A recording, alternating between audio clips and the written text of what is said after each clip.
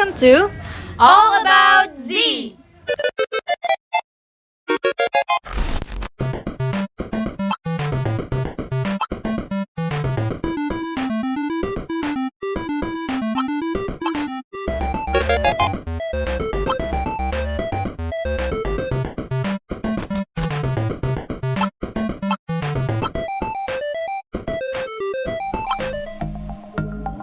Hai Power Rangers, welcome to All About Z.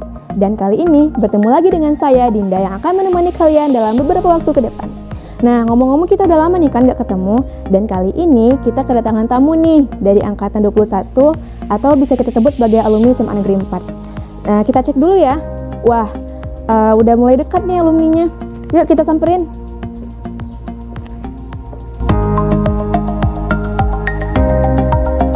Selamat pagi Kak. Oke, pagi. Nah, kakak boleh nih ngenalin dirinya ke Power Rangers yang ada di rumah.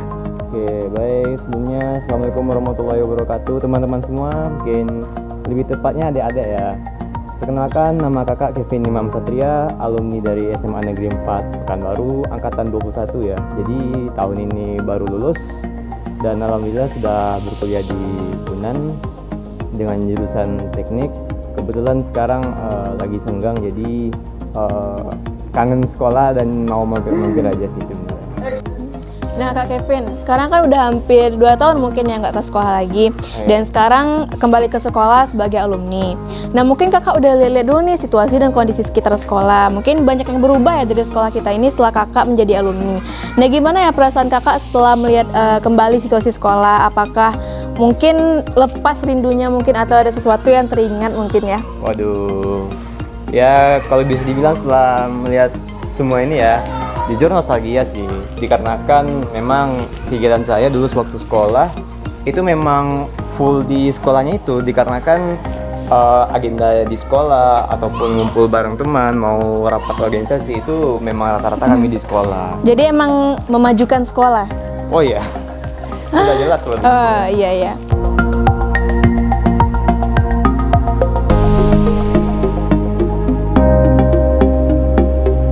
Nah sekarang kan tadi kakak bilang kalau kakak sekarang udah kuliah di UNAN jurusan teknik elektro ya. Yeah. Itu ngomong-ngomong kakak masuk ke sana lewat jalur apa ya? Oh, kemarin itu alhamdulillah kakak terima jalur SNMPTN. Oh, jalur luar undangan. biasa. Dari sekian mahasiswa yang mendaftar, mungkin kakak salah satunya yang beruntung. Oke. Mungkin setelah kembali ke sini mungkin ya teringat mungkin perjuangannya ya, mungkin teringat dengan guru-guru yang mungkin ya memberikan hal tersebut support sebagainya mungkin. Support dari guru-guru ya. Kalau support mungkin ya memang bisa dikatakan alhamdulillah dari jajaran majelis guru di SMA Negeri 4 tuh memang memberikan dukungannya maksimal kepada siswa-siswanya. Kalau bagi kakak, terkhususnya kakak ya, dikarenakan dukungan itulah kakak jadi lebih optimis. Jadi pikiran-pikiran negatif kayak mungkin tidak lulus ataupun gagal memang terpikir, cuman tidak terlalu membuat tertekan dikarenakan support tersebut. Nah sekarang nih daripada kita capek-capek berdiri nih, ayo kita langsung aja duduk di sini yuk Kak. Oh boleh.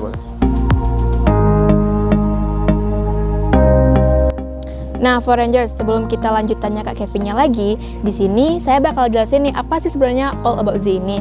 Nah, All About Z ini kita bikin itu untuk menggali potensi remaja-remaja yang ada terutama di lingkup SMA Negeri 4 Pekanbaru. Nah, sekarang ini kita lagi collab dengan salah satu eskul yang ada di SMA Negeri 4 Pekanbaru yaitu PIK-R atau di sini kita sebut dengan PIKASPOR.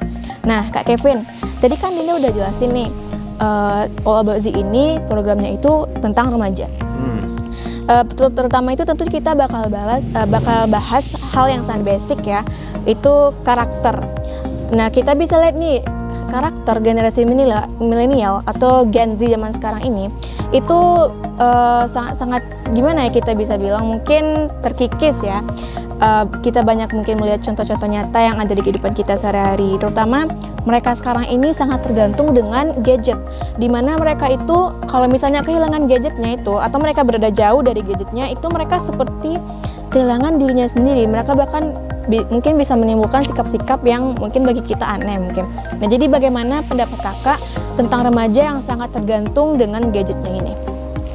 Kalau pendapat saya secara pribadi, bagi rekan-rekan atau mungkin remaja-remaja ya yang tergantung kepada gadgetnya itu dalam kehidupan sehari-hari sehingga menyebabkan ketergantungan. Kalau nggak ada gadget dia begini-begini, begitu-begitu. Nah, ini bisa disebut sebagai sebuah kecanduan sih, dan memang bukan sebuah kecanduan yang bagus.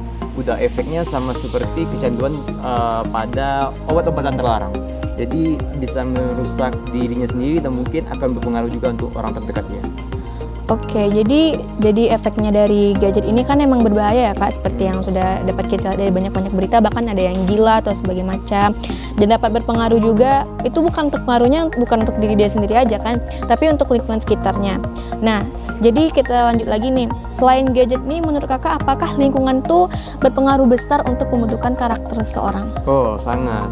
Lingkungan itu merupakan faktor yang sangat-sangat krusial dan juga penting. Boleh dibilang kalau kita sebagai remaja itu menghabiskan waktu lebih banyak dengan teman daripada orang tua di rumah. Bisa dibilang ini ya, mungkin teman-teman saya pribadi itu lebih mengenal diri saya daripada orang tua saya sendiri.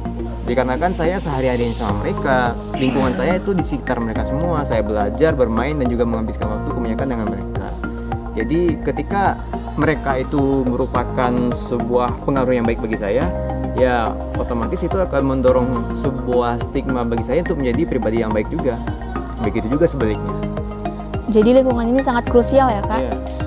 Jadi kalau misalnya kita ya nggak pandai milih lingkungan nih, tentunya kita akan ya seperti lingkungan tersebut. Nah, betul. Oke. Nah Kak, kita kan juga sekolah literasi nih. Nah, di depan kebetulan udah ada taman literasi. Mungkin di zaman Kakak belum ada nih. Nah, jadi sekarang saya mau ya sekalian ngenalin taman literasi tersebut ke Kakak sembari kita bincang-bincang di sana. Oke. Yuk.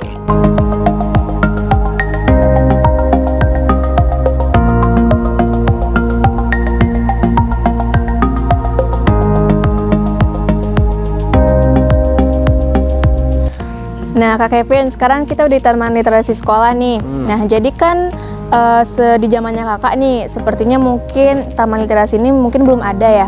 Mungkin boleh Kakak ceritakan dulu mungkin sebelum adanya taman literasi ini, sebelumnya di sini apa ya? Kalau boleh jujur ya, di sini itu dulu sebenarnya udah ada taman literasi. Mungkin nampaknya tuh di sana ya. Tapi untuk tulisan yang begini dan renovasi segala macam itu belum ada waktu itu. Jadi cuman kayak tempat sama rak-rak buku untuk membaca, juga mungkin duduk-duduk nyantai aja gitu. Nah, jadi Kak, kembali lagi nih ke main topik kita. Nah, tadi kita udah bahas beberapa nih. Nah, jadi selanjutnya nih yang masalah yang sering saya temui di zaman sekarang ini, terutama itu pada remaja. Sering sekali nih pada teman-teman saya terutama nih ya.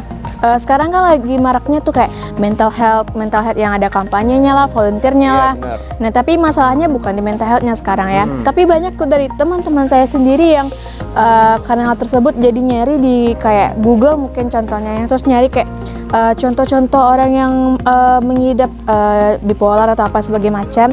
Lalu mereka tanpa adanya pemeriksaan secara medis dari psikolog atau psikiater, mereka telah mendiagnosa kalau mereka tuh, ya aku nih bipolar nih, aku nih ADHD nih atau segala macam. Nah, bagaimana tanggapan Kakak tentang orang yang mungkin itu bisa disebut sebagai self-diagnose, dan bagaimana cara Kakak untuk mencegah hal tersebut? Oke, yang untuk self-diagnose atau self-claim ini jujur menurut saya ini sebuah penyakit yang berasal dari lingkungan ya. Lingkungan yang saya maksud ini itu mungkin yang bagian remaja ini, dia itu berteman dengan orang-orang yang memang dari awal itu memang sudah suka untuk mengklaim bahwa dia ini mengidap ini dan ini atas dasar informasi yang sangat dangkal tanpa pertanyaan lebih lanjut kepada para ahli dan sebagainya. Nah, ini kan terkait sama statement saya tadi, dimana kalau di lingkungan ini itu kan sebuah faktor krusial sebagai efek untuk pribadi kita masing-masing. Bisa dibilang kalau teman-teman kita itu mungkin lebih kenal dan juga tahu daripada orang tua kita sendiri gitu. Betul. Namun ya, untuk faktor yang ini tidak menutup kemungkinan bagi orang tua untuk lebih menjalin hubungan dengan anaknya. Soalnya kan mau bagaimanapun orang tua itu memang mempunyai kewajiban untuk menaungi, membimbing dan mendidik anaknya. Untuk mencegah self-diagnosis tersebut ya. Jadi orang tua lah di sini yang berperan untuk menjauhkan dan juga mengarahkan anaknya kepada hal-hal yang benar dan juga tepat gitu. Oke nih Kak, jadi di sini untuk mencegah self diagnosis tersebut ya mungkin dia bisa mungkin bincang-bincang dulu sama orang tuanya mungkin ya sebelum mengambil tindakan dan tahapan selanjutnya. Benar. Oke, kita lanjut nih Kak ke masalah selanjutnya nih yang sering juga saya temui. Itu banyak nih dari teman-teman saya juga. Kadang kita ajak untuk berkontribusi ke suatu organisasi. Yang gimana nih, kan sebelumnya kakak notabene juga anak organisasi ya, saya pun begitu. Nah tentu saja pasti ada ngajak-ngajak teman atau yang sahabat dekat kita lah. Tapi mereka banyak menolak dengan alasan seperti enggak dulu deh, aku takut soalnya prestasi aku nurun. Padahal kan sebenarnya nggak gitu, tapi stigma-stigma yang sudah lekat pada remaja sekarang bahwa mereka berpikir bahwa organisasi tersebut akan membuat prestasi menurun. Jadi bagaimana tanggapan dan pandangan kakak tentang stigma ini dan bagaimana cara kakak untuk mematahkan stigma ini? Menurut saya pikiran di mana organisasi dapat menghambat kemajuan atau progres di bidang akademik itu merupakan sebuah doktrin yang sangat-sangat kuno di peradaban sekarang ya. Dikarenakan untuk dunia modern sekarang sejujurnya ya, untuk lebih berkembang dan juga bersinar lah di dunia ini atau menjadi orang yang sukses, sebenarnya kemampuan akademis itu kalau boleh dibilang itu harus diseimbangkan juga dengan skill kita yang berada di dalam. Contohnya mungkin cara kita untuk menyampaikan pendapat, ngomong, memimpin, dan juga menghandle sebuah organisasi kalau bisa dibilang ya. Namun kalau yang saya perhatikan, doktrin-doktrin yang dimana organisasi itu tidak penting, akademik lebih penting, itu biasanya ya saya temukan di mana anaknya ini mendapatkan perlakuan strict parenting di rumah, serta pengaruh dari teman-temannya yang mungkin memang pada dasarnya tidak ada niatan dan juga malas untuk join dengan beberapa komunitas atau organisasi. Nah, jadi untuk mencegah atau menghindari hal-hal ini memang diperlukannya sosok yang benar-benar mampu untuk mengajak orang-orang ini untuk benar-benar membuka pikirannya dan juga mengubah mindsetnya bahwa organisasi itu sebenarnya penting. Karena organisasi itulah tempat di mana kita itu belajar untuk menemukan jati diri serta memimpin orang lain. Untuk belajar hal yang tidak diajarkan di kelas juga ya. Nah, benar itu juga. Oke, nah nih Kak, daripada kita di Taman Literasi terus nih, sekolah kita juga ada bikin air terjun dan pasana. Mungkin di zaman kakak mungkin itu juga belum ada. Nah, jadi sekalian untuk memperkenalkan ke kakak, yuk kita ke sana. Oke, boleh.